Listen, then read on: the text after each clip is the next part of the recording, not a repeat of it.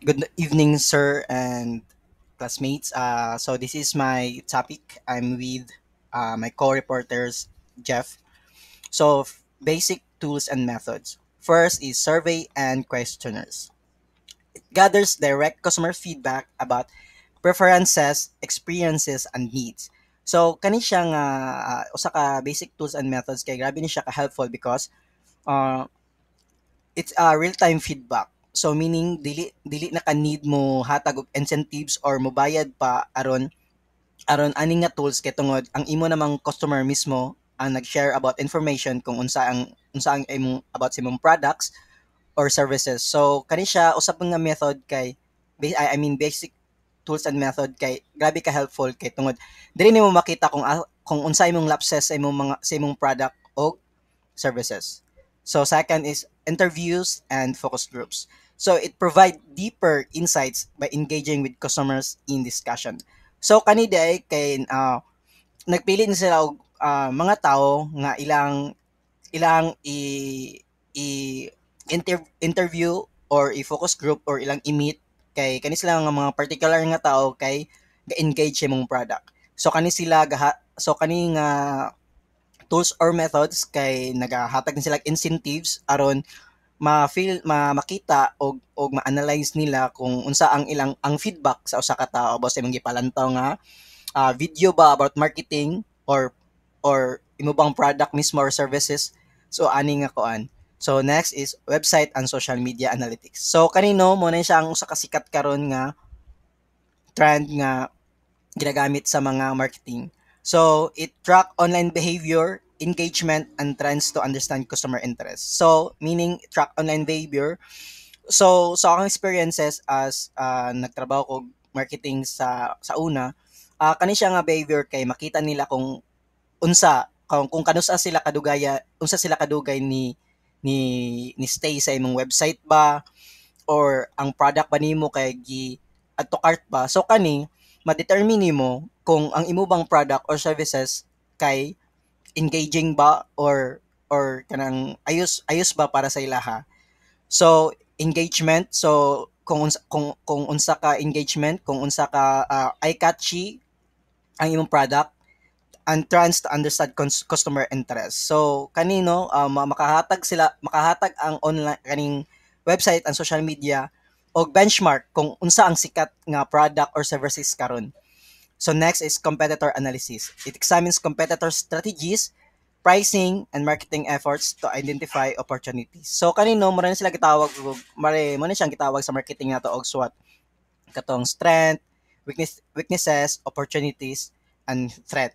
So kani siya kay grabe ni siya kaayos pero kani siya mas medyo thoroughly ni siya so need ni siya og kanang mga marketing experts gyud or mga data analysis gyud nga mga expert para maka-identify kung asa galak ang usa ka businesses sa ilang products ba or services. So test marketing, small product launches helps assess customer response before full-scale production. So kaning test marketing kay grabe kaayos. So first mag-test kasi mong product, i-launch nimo or i-promote ba nimo like kanang Milo for example, magpa-free taste ka or kung services ba kung unsa ba ka effective o unsa ba ka kang ka-effective o kaayos sa imong product. Dili po nimo ma-test ang imong product kung palitonon ba gyud. So how business use marketing research. First is product development. Businesses use market research to identify gaps in customer needs and improve products. So, mura ni siya test marketing pod katong small products launches ba nga kanang first mag-launch kag product and then dito na din mo dito na din ka baka product development bali connected na sila ba nga para makita nimo kung dire din nagkula ang product bantog mas nipalit sila sa tong competitor or services. So, segmentation, dividing the market into specific groups. For example, demographics, behavior, psychological, o etc. to target the right customers. So, kani siya nga type of marketing research kay grabe ni siya ka-important kay tungod dili lang kala sa oras o dili pod siya kala sa kwarta. Kay since kabalo naman kasi mong target o kabalo pag ka kung unsa imong ma-offer sa imong mga customers about sa imong product or services. Dili lang kagapataka, dili lang kay abali ka ni siya narrow na kay imong pag-target sa imong market. Dili na siya kanang wide ba, dili na siya dili na siya wide kay like unsa lang gikuan niya. Mo dito dili di ganahan imong target customers. So brand positioning, for brand positioning, it create a unique brand image that differentiate a company from competitors. So kani siya, so for brand positioning, usa pa ni siya pinakaayos kay tungod diri mamakita imong unique product. So meaning sa imong unique product kung asa mas nakalahi imong product sa uban. So yeah. And then advertising effectiveness. So it measuring how well marketing campaigns reach and influence customers. So ang advertising customers no so murag it needs A/B testing. So for example, nag-promote ka og sa same product na promote ka og duha ka marketing ana. So kani siya mag-test ka og product kung asa ang nagkuan ka og I mean nag-advertise ka og duha sa isa ka product. So dito nimo makita kung asa ang mas ga-impact, kung asa ang mas effective sa customer o asa mas eye-catchy sa customer o asa sila mas interested sa customer. So dito A/B testing is pinakaayos. And then next, so ato sa conclusion, so marketing research is essential for business success. Yes, because marketing research is crucial for making informed business decision. So diri nato ma-feel as future entrepreneur kung what are the factors nga para mag-launch ta og product and businesses. Dili pa nato makita ang gaps. And then a mix of primary and secondary research provide the best insights. So ang primary di ay no mo ni siya ang kuan mag kuan kasi yung own data, then and then ang secondary research kay nag-hire mo og mga experts about data analysis. And then for data-driven decision, improve marketing effectiveness.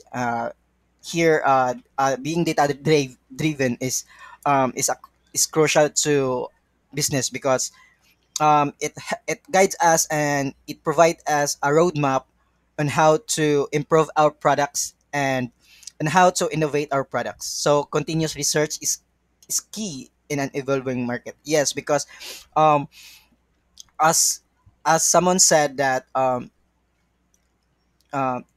changes is constant. So dili lang ta magkuan sa tong comfort nga atong since nga for example atong business kay na nasa growth, and then dili na din ta mo mo mo enhance pa sa tong product, murag balik comfortable na ta ba nga since atong product kay kuan naman kanang naka-sale naman, so tako na mag-sale abi na nato nga kuan, so dili di ay dapat gud ta everyday magkuan gud ta sa tong kuan, mag-continuous research gud ta para maila nato kung asa tong gap o asa ta mas lamang sa tong competitors.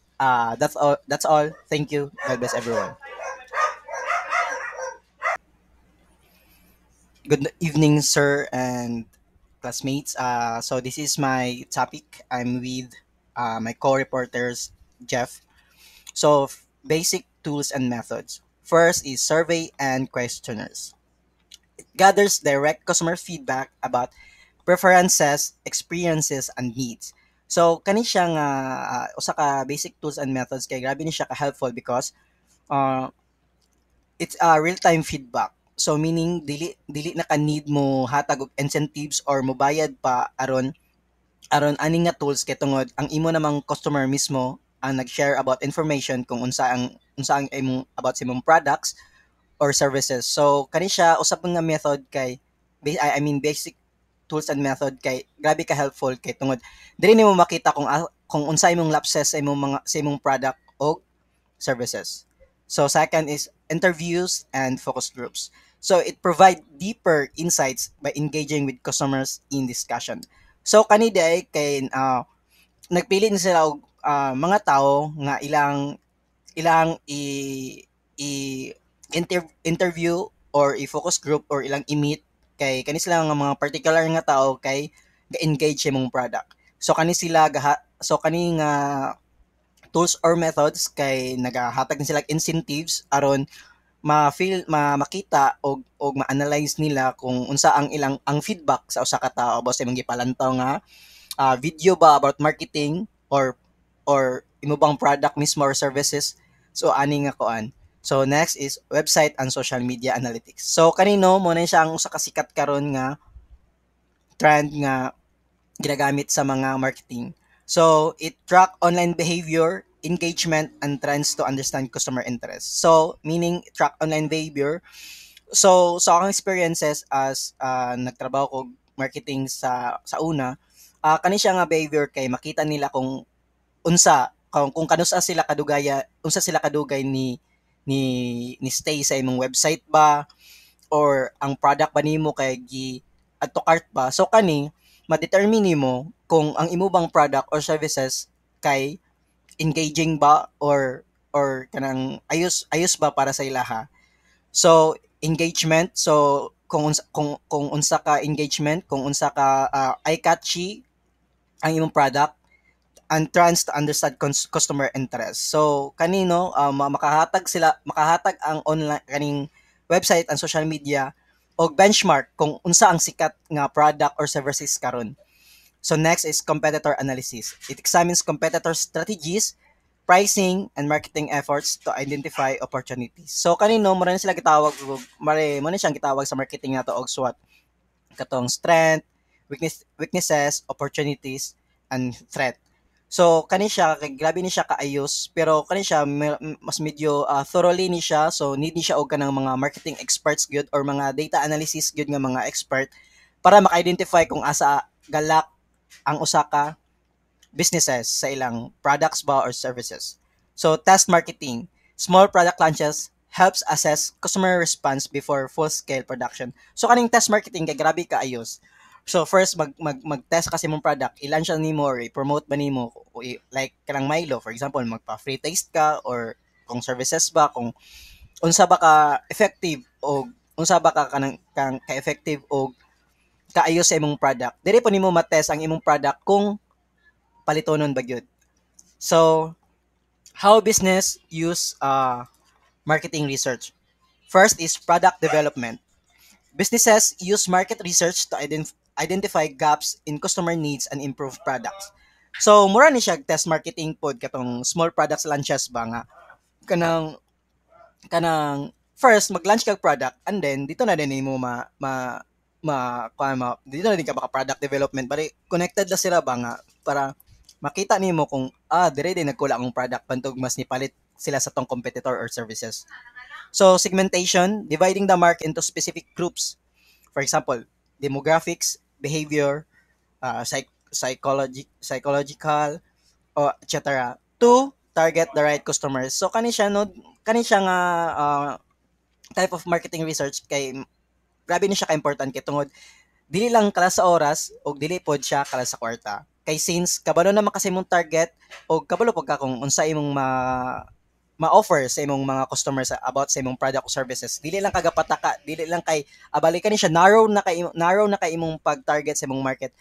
Dili na siya kanang wide ba, dili na siya dili na siya wide kay like unsa lang gikuan niya. Mo dito dili di ganahan imong target customers. So brand positioning, for brand positioning, it create a unique brand image that differentiate a company from competitors. So kani siya, so for brand positioning, usa pa ni siya pinakaayos kay tungod diri mamakita imong unique product. So meaning sa imong unique product kung asa mas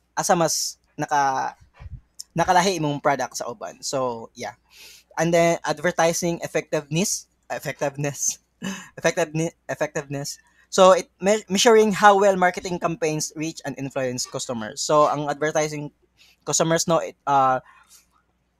so it needs A/B testing. So for example, nag-promote ka og sa same product na promote ka og duha ka marketing kana. So kani siya mag-test ka og product kung asa ang kung nagkuan ka og nag-advertise ka og duha sa isa ka product. So dito nimo makita kung asa ang mas ga-impact, kung asa ang mas effective sa customer og asa mas eye-catchy sa customer og asa sila mas interested sa customer. So dito A/B testing is pinakaayos. And then next, so ato sa conclusion, so marketing research is essential for business success. Yes, because marketing research is crucial for making informed business decision. So diri nato ma-feel as future entrepreneur kung what are the factors nga para mag-launch ta og product and businesses. Dili pa nato makita ang gaps. And then a mix of primary and secondary research provide the best insights. So ang primary di ay no, mo ni siya ang kuan mag kuan kasi yung own data, then and then ang secondary research kay nag-hire mo og mga kuan mga experts about data analysis. And then for data-driven decision, improve marketing effectiveness.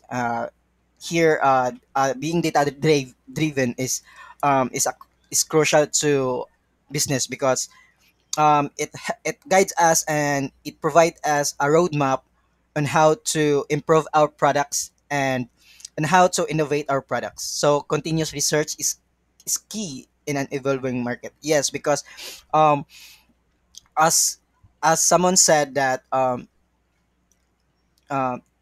changes is constant. So dili lang ta magkuan sa tong comfort nga atong since nga for example atong business kay na nasa growth, and then dili na din ta mo mo mo enhance pa sa tong product, murag balik comfortable na ta ba nga since atong product kay kuan naman kanang naka-sale naman, so tako na mag-sale abi na nato nga kuan, so dili di ay dapat gyud ta every day magkuan gyud ta sa tong kuan, mag continuous research gyud ta para maila nato kung asa tong gap o asa ta mas lamang sa tong competitors. That's all, thank you, God bless everyone.